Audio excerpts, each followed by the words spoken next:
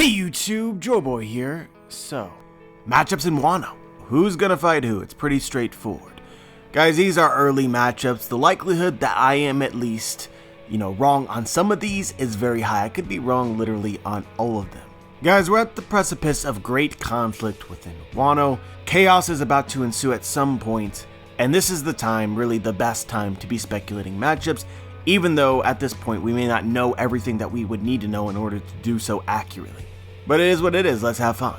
Just so that you're aware, this video does contain spoilers for the latest chapter of One Piece, chapter 979, so if you haven't read that chapter yet, wait until the official comes out tomorrow.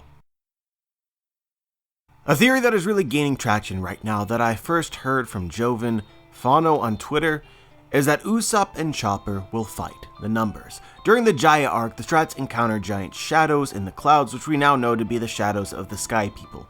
But at the time, the Strats just assumed them to be giant monsters. After the encounter, Usopp had this conversation with Chopper. Wow, that thing was huge. Yeah, I never want to bump into that again. But you know something, Chopper? What? If we really tried, we could beat that thing. Really? Sure, I brought down 10 of them by myself. We assume that Kaido's numbers will have 9 or 10 members. Kaido's crew has names all relating to card games. His strongest subordinates, the Calamities, all have names related to a deck of cards, Jack, Queen, and King. So we are technically right now missing Ace, Doflamingo was Joker, and the numbers, 2 through 10.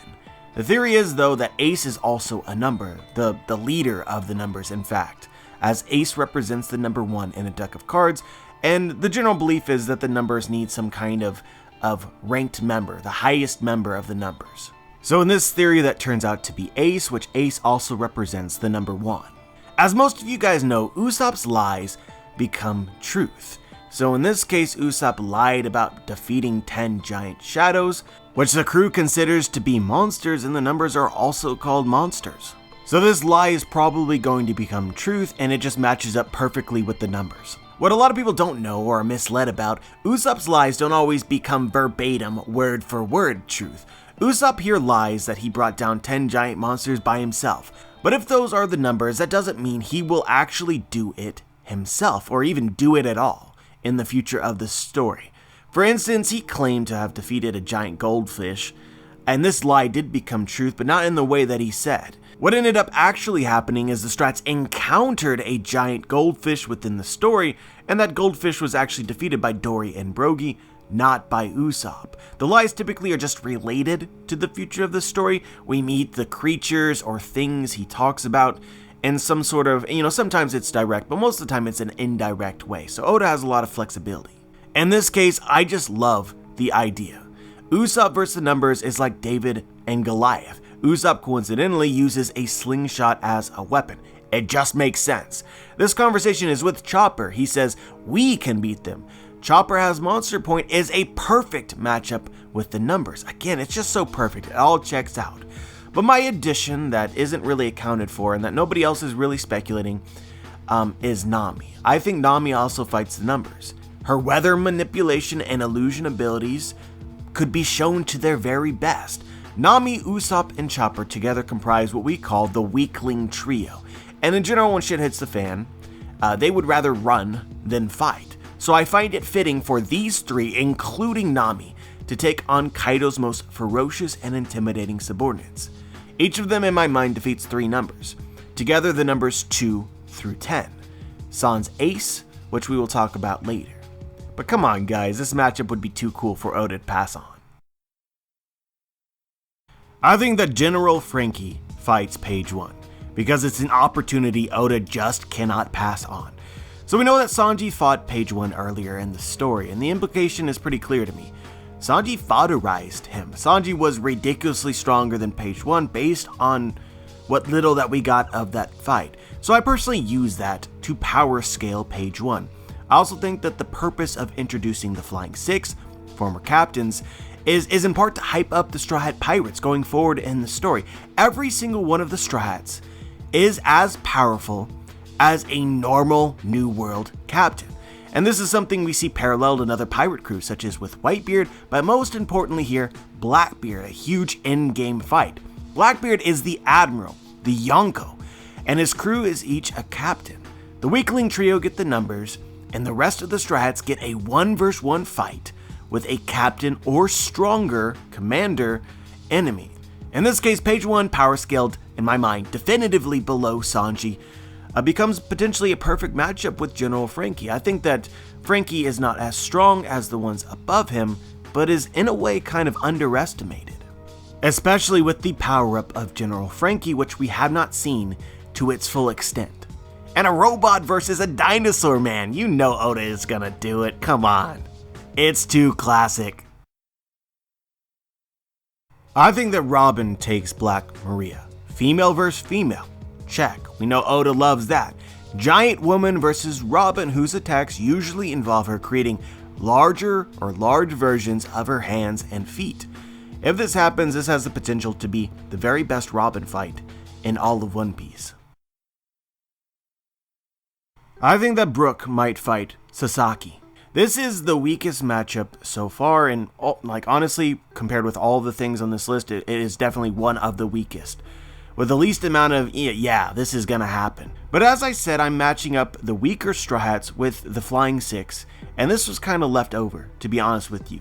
Sasaki does have flames on his kimono, contrasted to Brook's ice powers, and that's all I've got.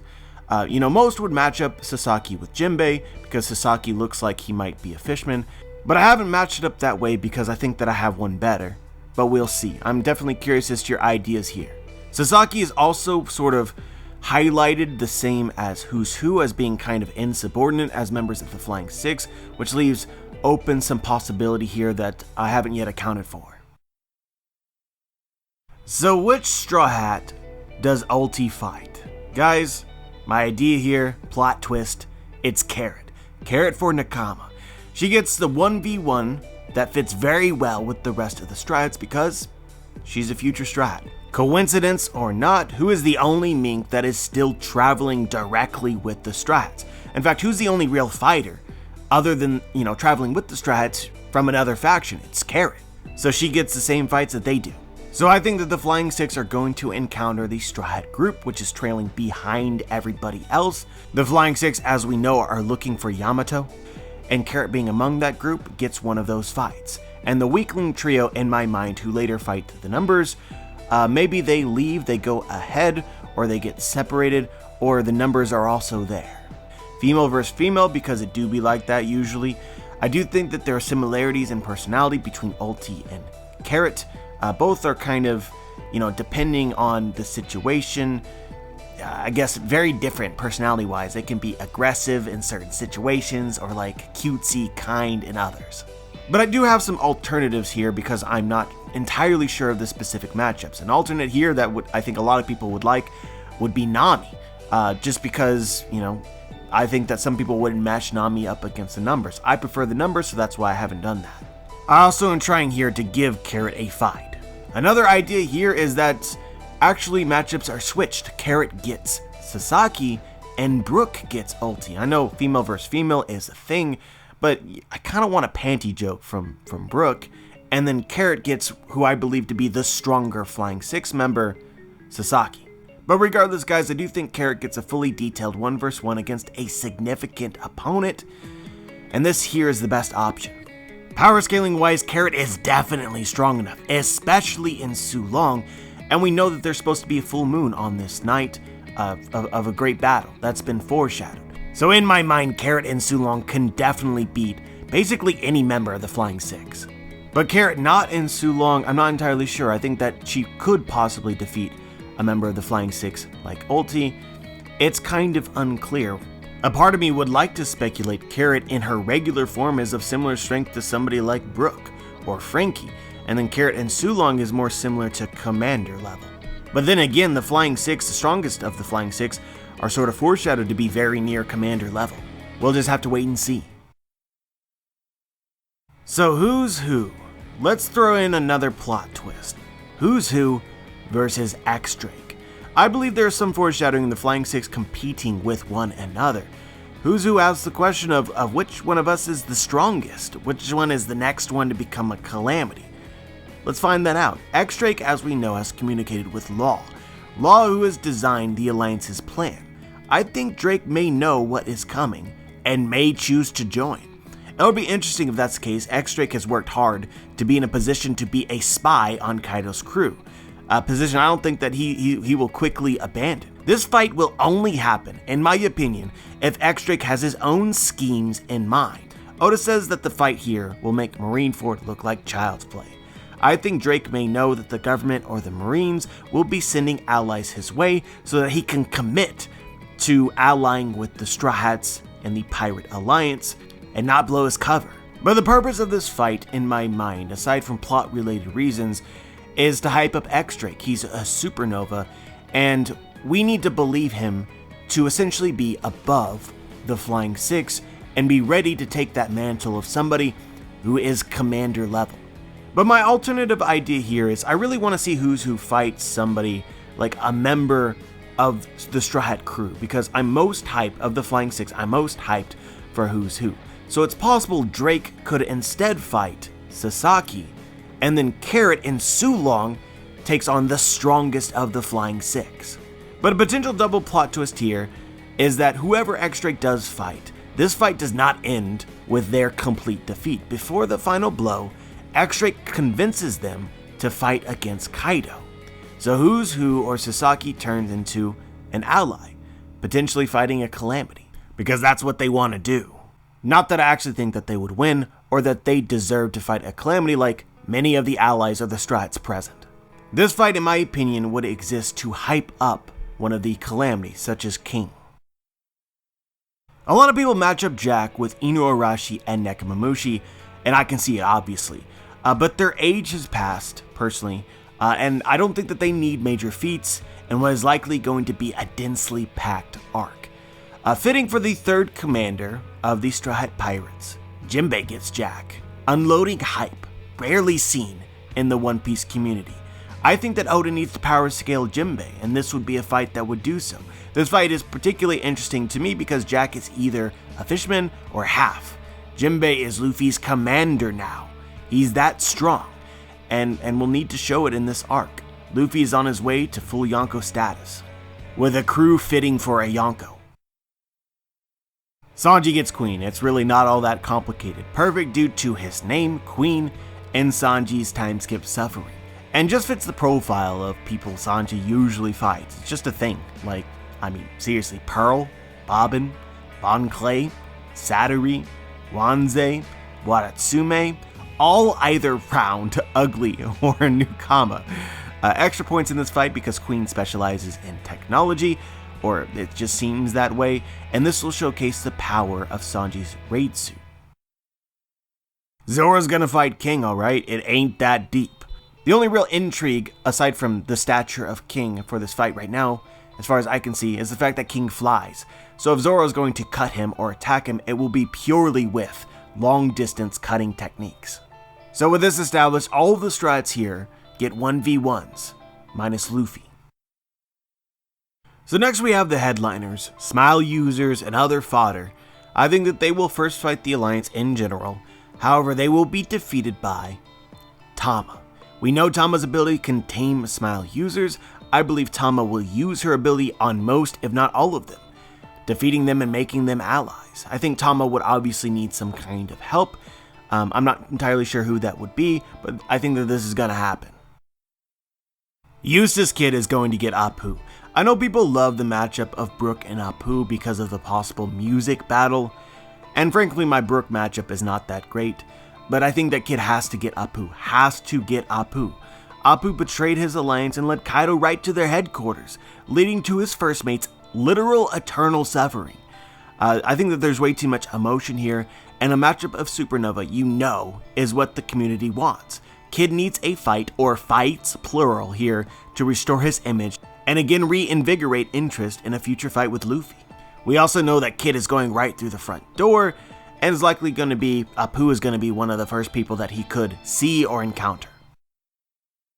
I think that Kinnaman gets Kanjuro. To me, this makes more sense than anything else. I'm not even saying that, Kinnaman kills Kanjuro. I do believe that there's still some possibility that Kanjuro, by the end, is converted back to being an ally of sorts. But I think in order to get there, he has to first be defeated. I think Kinnaman also does something against Kaido, like for instance cutting fire. I think that would be a useful ability.